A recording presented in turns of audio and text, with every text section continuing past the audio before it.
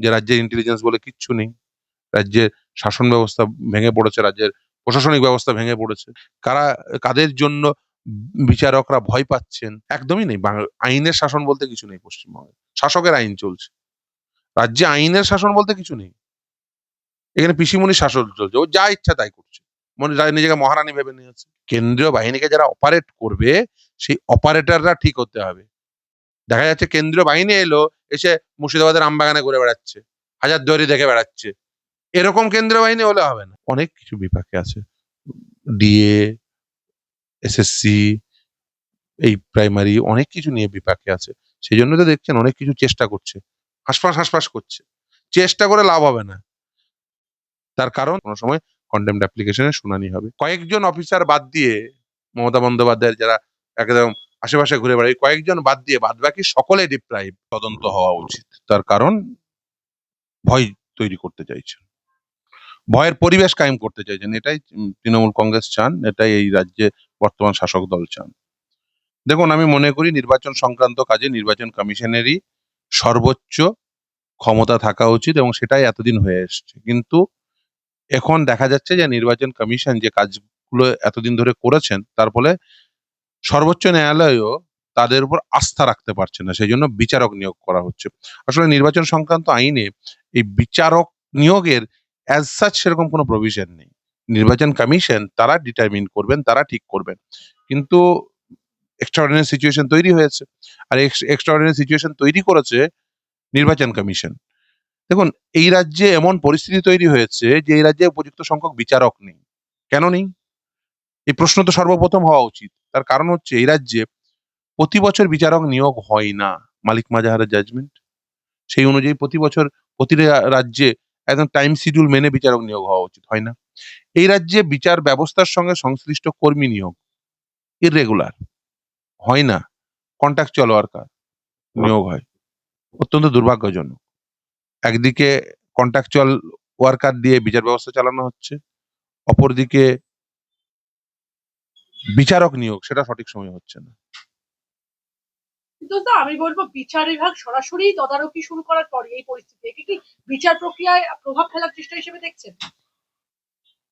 দেখুন, বোমাতঙ্ক তৈরি, এটার পিছনে তো নিশ্চিতভাবে একটা অন্য গন্ধ পাওয়া যাচ্ছে, এবং সেটা তদন্ত সাপেক্ষ, সঠিক তদন্ত হওয়া উচিত। এই এসআইআর এর এই নির্দেশ দেওয়ার পরেই, বিচারক নিয়োগের নির্দেশ দেওয়ার পরে এই বোমাতঙ্ক, অন্য রাজ্য থেকে বিচারক নিয়োগ হলে তাদের বাংলা ভাষা জানা বিচারক নিয়োগ হওয়া উচিত। তার কারণ যারা কমিউনিকেট করবেন একেবারে দেহাতি মানুষ, যাদের সঙ্গে কমিউনিকেট করতে হবে, সে হিন্দি নাও জানতে পারে, ইংরেজি নাও জানতে পারে। ফলে সেই মানুষটির সঙ্গে কমিউনিকেট করার ক্ষেত্রে এমন মানুষ থাকা উচিত যারা এই কমিউনিকেটটা স্মুথলি করতে পারবেন। এখনো পর্যন্ত নির্দিষ্ট করে কারোর কাছেই অ্যাজ সাচ, বিশেষ করে যারা একেবারে সমাজের প্রান্ত সীমার মানুষ, তাদের কাছে নির্দিষ্ট কোনো রূপরেখা নেই। যে যাই বলুন, এই একটা করে নোটিশ দিচ্ছেন, মানে বিষয়টাকে একটা অস্থির প্রসেসের মধ্যে রেখেছে নির্বাচন কমিশন। একটা সুস্থির পদ্ধতি নয়। এর আগে ধরুন 2002 সালেও তো হয়েছিল, তখনও তো এই ভোটার লিস্ট তখনও সংশোধনী হয়েছিল। তখন কি আপনি জিজ্ঞাসা করবেন আপনার বাড়ির লোকজনদের, আপনার বাবা মাদের, তারা কি এটা অনুধাবন করতে পেরেছিল? না, করেনি। তাহলে আজকে কেন করতে পারছে? তার কারণ আজকে নির্বাচন কমিশন গণহারে সবাইকে নোটিশ দিয়েছে। দরকার ছিল না। বাড়ি বাড়ি যেতেন, গিয়ে দেখতেন কে মৃত বা কে ট্রান্সফার ভোটার বাড়িতে নেই, তাকে নোটিশ দিতেন। বা আজকের দিনে দাঁড়িয়ে খুব সহজেই ইন ক্যামেরা করা যায়। ফলে ইন ক্যামেরা হিয়ারিং হতে পারে হাইকোর্ট, সুপ্রিম কোর্টে, মানে ইভেন ভিডিও কনফারেন্সিং ভিসির মাধ্যম দিয়ে সহজেই হতে পারে। সেটা কেন করলেন না? সেটা করলে অনেকের, মানে অন্য রাজ্য থেকে আসতে হতো না, অন্য শহর থেকে আসতে হতো না। এই অব্যবস্থাতে অবভিয়াসলি দেখুন, নিরাপত্তা তো সত্যি একটা কনসার্নের বিষয়। তার কারণ এটা নিয়ে মানুষের মনে একটা ভুল ধারণা যে কোনো কারণেই হোক তৈরি হয়েছে, এবং সেই ভুল ধারণাটা তৈরি করানো হয়েছে রাজনৈতিক ভাবেই। যে শাসক দল তো, তারা তো মোটামুটি এটা তৈরি করতেই তারা অভ্যস্ত। তার কারণ হচ্ছে এরা এর আগে বেনিফিট পেয়েছে। সিটিজেনশিপ অ্যামেন্ডমেন্ট অ্যাক্টের সময় তারা তার বেনিফিট পেয়েছে, সেটাকে হাতিয়ার করে তারা ভোটে জিতেছে। আবার সি এর হাতিয়ার করে ভোটে জেতার পর এসআইআর হাতিয়ার করে ভোটে জেতার নতুন উদ্যম শুরু হয়েছে। তো স্যার একটা প্রশ্ন থেকে যাচ্ছে যে মালদা মুর্শিদাবাদের লোকজন যারা নদী ভাঙনের সমস্যায় ভোগেন তাদের 200 কোটি টাকা বরাদ্দ করা হয়েছিল বাঁধ দেওয়ার জন্য, সেই টাকা তারা পাননি, বস্তা পেতে তাদের কাজ চালাতে হচ্ছে। তারাই আবার এই সেখানে যেতেই এই জুডিশিয়াল অফিসাররা ভয় পাচ্ছেন। কাদের হয়ে সেই সব সাধারণ মানুষগুলো হাতে লাঠি সোটা নেবেন? দেখুন, সাধারণ মানুষের হাতে লাঠি সোটা তো ওঠে না, লাঠি সোটা ওঠানো হয়। এই রাজনৈতিক ভাবে যদি কেউ ওঠাতে চান তারাই উঠাবেন, যারা বোমাতঙ্ক ছড়ান তারাই লাঠি সোটা উঠাবেন। এখন এটারই তো তদন্ত হওয়া উচিত যে কারা বোমাতঙ্ক ছড়ালেন, কারা লাঠি সোটা ওঠাতে চাইছেন, কারা, কাদের জন্য বিচারকরা ভয় পাচ্ছেন। এই পুরো বিষয়টি তো তদন্ত হওয়া উচিত, পুরো বিষয়। এবং আমি মনে করি, দেখুন, সুপ্রিম কোর্টের নির্দেশে এই জিনিস হচ্ছে, ফলে একজন বিচারকেরও যদি নিরাপত্তা বিঘ্নিত হয়, সেটা কিন্তু সরাসরি সুপ্রিম কোর্টের অবমাননা। সুপ্রিম কোর্টে মানে একজন বিচারকের গায়ে হাত তোলা মানে একদম সুপ্রিম কোর্টের গায়ে হাত তোলা। তার কারণ সুপ্রিম কোর্টের নির্দেশ মোতাবেক এই বিচারকরা যাচ্ছেন। তারা মানে আমি বলবো এই বিচার ব্যবস্থার সঙ্গে সংশ্লিষ্ট একেবারে মানে একদম প্রাথমিক স্তরে সংশ্লিষ্ট উম, বিচারকরা, তাদের নিরাপত্তা অ্যাসিওর করতেই হবে, মানে সমস্ত দিক দিয়ে, এবং যাতে একজনও বিচারক কোনোভাবে টাচ না হয়, এবং তারা প্রত্যেকে যেন তাদের কাজ সুষ্ঠুভাবে করতে পারেন তার বন্দোবস্ত করতে এবং দ্রুততার সঙ্গে করতে পারেন। কিন্তু স্যার তথ্য প্রমাণ আইনের আওতায় কেউ যদি এক্ষেত্রে জাল নথি পেশ করে তাহলে কি হবে? অবভিয়াসলি শাস্তি হবে, অবভিয়াসলি শাস্তি হবে, এই নিয়ে কোনো সন্দেহ নেই। যদি বিচার বিভাগী আতঙ্কে থাকে তাহলে সাধারণ মানুষ কতটা আস্থা রাখবে বিচার ব্যবস্থা? দেখুন, আতঙ্কে বলতে নিরাপত্তা জনিত আতঙ্ক। দেখুন, বিচারক তার বিচার শৈলী প্রয়োগের কোনো আতঙ্কতা নেই, তার বিচার বুদ্ধি প্রয়োগে কোনো আতঙ্কতা নেই, কিন্তু আতঙ্ক তো রয়েছে সামগ্রিক রাজনৈতিক পরিবেশের জন্য। কারণ এই রাজ্যের শাসক দল সেই রাজনৈতিক পরিবেশ তৈরি করেছে, তৈরি করছে। তার কারণ তারা সি মানে যেমন সি এর সময় করেছেন, এখন বর্তমানে তারা রিপ্রেজেন্টেশন অফ পিপলস অ্যাক্টের সঙ্গে সিটিজেনশিপ অ্যাক্ট গুলিয়ে দিতে চাইছেন। দুর্ভাগ্য। আমি বলবো অতীতে বিচারকদের বাড়ির সামনে পোস্টার, আইনজীবীদের চেম্বারের বাইরে, মানে জটলা আপনার চেম্বারের বাইরে হয়েছে, পুলিশ নিচে মোতায়েন করা রয়েছে, আমরা উপরে আসতে গেলে সেটা দেখতে পাই। আমি বলছি এই যে পরিবারকে হেনস্থার অভিযোগ তাদের, এই ঘটনাগুলোর সঙ্গে কি কোনো মিল দেখছেন? দেখুন, এই ঘটনাগুলো মানে আমি বলবো যে ঘটানো হচ্ছে, এই ঘটনাগুলো ঘটানো হয় এবং শাসক দলের পক্ষ থেকেই ঘটানো হয়, এই রাজ্যের শাসক দল তৃণমূল কংগ্রেস। রাজ্যের ইন্টেলিজেন্স বলে কিছু নেই? দুর্ভাগ্য যে রাজ্যের ইন্টেলিজেন্স বলে কিচ্ছু নেই, রাজ্যের শাসন ব্যবস্থা ভেঙে পড়েছে, রাজ্যের প্রশাসনিক ব্যবস্থা ভেঙে পড়েছে। রাজ্যে কি রয়েছে? দুর্নীতি আর দুষ্কৃতি রাজ। কিন্তু স্যার কারা চায় স্যার? যাদের স্বচ্ছ ভোটার তালিকা তৈরি হলে যাদের অসুবিধা হবে। দেখুন, আমি মনে করি স্বচ্ছতার সঙ্গে তালিকা তৈরি করা উচিত, কিন্তু নির্বাচন কমিশন যে কাজ করেছে এইভাবে স্বচ্ছতার সঙ্গে না। এটা স্বচ্ছতা না, এটা মানুষকে হ্যারাস করা। নির্বাচন কমিশনের উচিত ছিল যে যারা বিএলও এবং বিএলএ মিলে যাদের বিরুদ্ধে অবজেকশন দেবে তাদের হিয়ারিং করানো, এবং সেটাও কিন্তু স্কুটিনি করে, যার যে ইচ্ছা হলো পছন্দ নয় তাকে তার এগেনস্টে দিয়ে দিল, এরকম নয়। বাংলায় আইনের শাসন কতটা নিরাপদ? একদমই নেই, আইনের শাসন বলতে কিছু নেই পশ্চিমবঙ্গে। শাসকের আইন চলছে, রাজ্যে আইনের শাসন বলতে কিছু নেই। এখানে পিসিমণির শাসন চলছে, ও যা ইচ্ছা তাই করছে, মনে নিজেকে মহারানী ভেবে নিয়েছে। আমার শেষ কথা প্রশ্ন আপনার কাছে, ভোট ঘোষণার আগে 480 কোম্পানি নির্বাচন কমিশন কি এমন কোন নিরাপত্তা বলয় তৈরি করতে পারবে যেটা গ্রামের সাধারণ মানুষ? দেখুন, কেন্দ্রীয় বাহিনী আসবে, আর কেন্দ্রীয় বাহিনী পরিচালিত হবে লোকাল পুলিশ দ্বারা, এবং সেই লোকাল পুলিশ নিজের মতো করে গিয়ে তাকে ওই দেখবেন আম বাগানে বসিয়ে রাখবে, জাম বাগানে বসিয়ে রাখবে, ওই কোথা দেখবেন ওই মুর্শিদাবাদে দেখবেন ওই উম, হাজারদুয়ারি দেখতে ওই কেন্দ্রীয় বাহিনী ঘুরে বেড়াচ্ছে।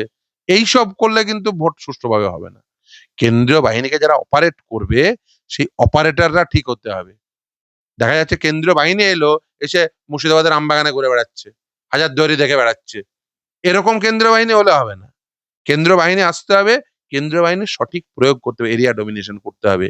তারপরে ভোটের দিনে যাতে কোনোভাবেই কেউ বিশৃঙ্খলা না তৈরি করতে পারে তার বন্দোবস্ত করতে হবে। আমি অবশ্যই চিন্তা করছি।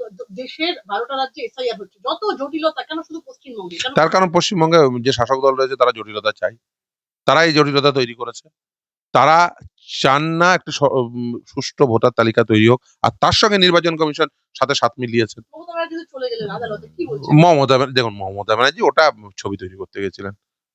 ফটো লে লিয়া, হো গয়া, চলা আয়া। বিধানসভা নির্বাচনের আগে ফের আলোচনায় প্রাথমিকে ৩২,০০০ চাকরি বাতিল মামলা, একদম চাকরি বাতিল নিয়ে কলকাতা হাইকোর্টের সিঙ্গেল বেঞ্চের রায়কে খারিজ করে দিয়েছিল ডিভিশন বেঞ্চ। এবারে তারা সুপ্রিম কোর্টের দ্বারস্থ হয়েছে। কি বলবেন? পিটিশন হ্যাঁ, আমি পিটিশন ফাইল করেছি। হ্যাঁ, হ্যাঁ করেছি। হ্যাঁ, অবভিয়াসলি যে সুপ্রিম কোর্ট যেটা মনে করবে সেটাই হবে। সুপ্রিম কোর্টের সামনে পিটিশন আছে, সুপ্রিম কোর্ট যা মনে করবে তাই হবে। দেখুন, আমি মনে করি এই রাজ্যের ক্ষেত্রে পর্বত প্রমাণ দুর্নীতি হয়েছে নিয়োগের ক্ষেত্রে। সেই নিয়োগের দুর্নীতি অনার্থ হওয়া উচিত ১ম। দ্বিতীয় হচ্ছে যে সেই দুর্নীতির সঙ্গে যারা সংশ্লিষ্ট রয়েছে, বেনিফিশিয়ারি এখানে ২ রকম। এক হচ্ছে চাকরি পেয়ে বেনিফিশিয়ারি, দ্বিতীয় হচ্ছে টাকা পেয়ে বেনিফিশিয়ারি। এই টাকা পেয়ে যারা বেনিফিশিয়ারি সেই অংশটাকে ধরাটা সবথেকে বড় কাজ। যেটা সিবিআই এবং ইডির হাতে যে দায়িত্ব আছে, সিবিআই এবং ইডিকে সঠিক দায়িত্ব পালন করতে হবে। নির্বাচনের আগে কি ৩২,০০০ নিয়ে বেশ বিপাকে রাজ্য সরকার পড়ল। অনেক কিছু বিপাকে আছে। ডিএ, এসএসসি, এই প্রাইমারি অনেক কিছু নিয়ে বিপাকে আছে। সেজন্য তো দেখছেন অনেক কিছু চেষ্টা করছে। হাসফাঁস, হাসফাঁস করছে। চেষ্টা করে লাভ হবে না। তার কারণ তাদের সমস্ত চেষ্টা ব্যর্থ হবে। শেষ একটাই প্রশ্ন আপনার কাছে, রাজ্য সরকারের উপর জোড়া চাপ বাড়াতে একদম সংগ্রাম যৌথ মঞ্চের তরফে সরাসরি প্রশাসনিক প্রধানের বাসভবন অর্থাৎ কালীঘাট অভিযানের ডাক দেওয়া হয়েছে। ২৬শে ফেব্রুয়ারি দুপুর 12:30 হইতে কালীঘাট চলো অভিযানের ডাক দিয়ে কি আর পাওয়া যাবে না? সুপ্রিম নির্দেশ তো মানা হচ্ছে না। দেখুন সুপ্রিম কোর্টের নির্দেশ মানতেই হবে। আমরা কন্টেম্প্ট করেছি। কনফেডারেশন অফ স্টেট গভর্নমেন্ট এমপ্লয়িজের পক্ষ থেকে যারা কন্টেম্প্ট করেছে, কন্টেম্প্ট পিটিশন যেদিন রায় হয় ৫ তারিখে রায়ের কপি দিয়ে এসেছি। তার ৭ দিন পরে ৮ম দিনে কন্টেম্প্ট নোটিশ। তারপরে তার ৮ম দিনে কন্টেম্প্ট অ্যাপ্লিকেশন। সুপ্রিম কোর্টের সামনে কন্টেম্প্ট অ্যাপ্লিকেশন পেন্ডিং। যেকোনো সময় কন্টেম্প্ট অ্যাপ্লিকেশনের শুনানি হবে।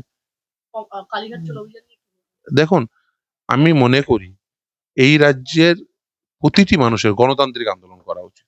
সে কর্মচারী হোক, সাধারণ মানুষ হোক, ছাত্রছাত্রী হোক, সকলের যুব, ছাত্র, যুব, মহিলা, উম কর্মচারী প্রত্যেকের। তার কারণ এই রাজ্যের সরকার দ্বারা প্রত্যেকেই আক্রান্ত। আমি একটা প্রশ্ন করে শেষ করব, সেটা হচ্ছে আমি যখনই ট্রেনে বাসে যাতায়াত করি আপনার সাক্ষাৎকার তো আমরা করি। কালকে বেশ কিছু পুলিশ অফিসার আমাকে রাজ্য পুলিশের কর্মচারী জিজ্ঞেস করছিলেন যে ম্যাডাম আমরা তো সামনে আন্দোলন করতে পারি না, আপনি একটু ফিরদৌস বাবুকে গিয়ে জিজ্ঞেস করবেন না কন্টেম্পটা নিয়ে কি। একদম কন্টেম্পটে আমরা দিয়ে ইভেন আপনি বলেন আপনাকে জিজ্ঞাসা করে আমাকে প্রতিদিন প্রতিটি পুলিশের বিভিন্ন স্তরের কর্মীরা, কর্মী আধিকারিক যারা আছেন তারা জিজ্ঞাসা করেন। অবভিয়াসলি দেখুন এই মানুষগুলোকে না ডিপ্রাইভ করা হয়েছে। তারা যে পুলিশ কর্মী রয়েছেন, যে শিক্ষক রয়েছেন, যে অধ্যাপক রয়েছেন, যে পৌরসভার কর্মী রয়েছেন, যে বিডিও অফিসের কর্মচারী রয়েছেন, ওই কয়েকজন অফিসার বাদ দিয়ে মমতা বন্দ্যোপাধ্যায়ের যারা একদম আশেপাশে ঘুরে বেড়ায়, কয়েকজন বাদ দিয়ে বাদবাকি সকলে ডিপ্রাইভ। তারা প্রতিদিন জিজ্ঞাসা করেন এবং অবশ্যই তাদের প্রত্যেকের পয়সা আদায় করে দেবো। ইচ অ্যান্ড এভরি পয়সা, এবং প্রত্যেকের গ্রুপ ডি কর্মচারী কত পাবে, গ্রুপ সি কর্মচারী কত পাবে, গ্রুপ বি কর্মচারী কত পাবে, গ্রুপ এ কর্মচারী যিনি গ্রুপ এ আধিকারিক যারা তারা কত টাকার তাদের এরিয়ার পাবে, সমস্ত হিসাব করা আছে। এক পয়সা ছাড়বো না।